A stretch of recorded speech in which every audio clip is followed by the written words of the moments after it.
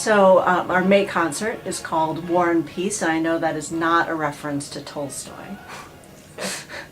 This is not about Tolstoy, no.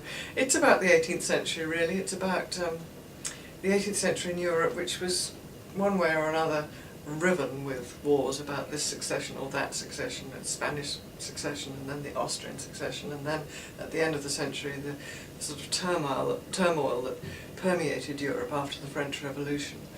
And there was barely a time when Europe wasn't actually, the various elements of Europe were fighting each other, mostly everybody else against the French.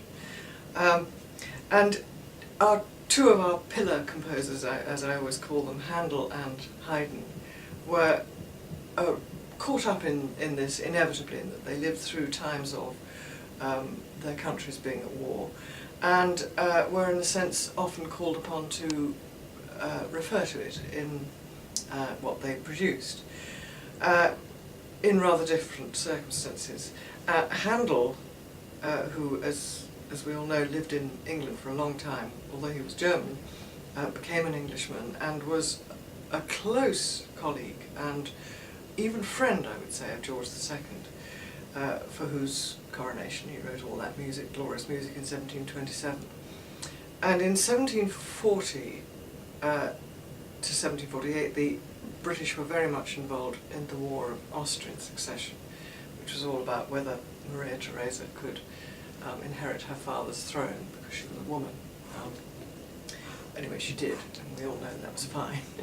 But it took 8 years of war to sort that out, and George II was actually a military man himself, and indeed the last British monarch to lead troops into battle, which he did at the Battle of Dettingen in 1743. And it was a nice victory for the Allied forces against the French. It wasn't the end of the war by any means, but it was a good moment for Britain and a good moment for George II. And when he came back to England, about 4 months after this great battle, it was decided to have a celebratory ceremony. Handel had done the same thing for the Peace of Utrecht quite soon after he'd arrived in London, but now he was to do it actually for people he really knew.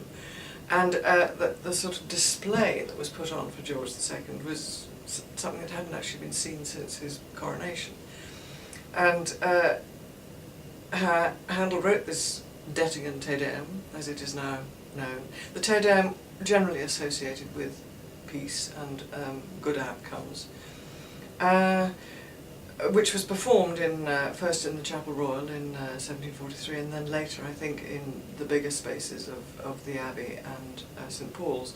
And you always feel with Handel that he's got these big spaces in mind.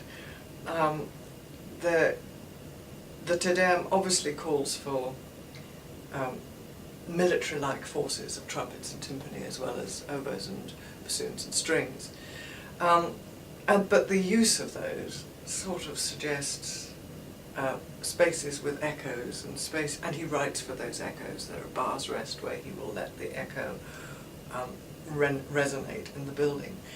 And the kind of writing for the choir, which is challenging and very rewarding, but again is something that fits in big spaces and small spaces. And then between these we have the solo movements, little arias for bass solo, alto solo, whatever, which show Handel's wonderful ability to be personal and yet ceremonial at the same time, something he was absolute master of. We've seen it in all his coronation music, and of course now he's absolutely in his oratorio writing phase. He's just written Messiah, and these big choral numbers are absolutely what's bread and butter for him. And all this shows in the Dettingen Te Deum, which is a spectacular piece of celebration and ceremony, and loyalty indeed to a monarch who's just made himself rather popular to his people.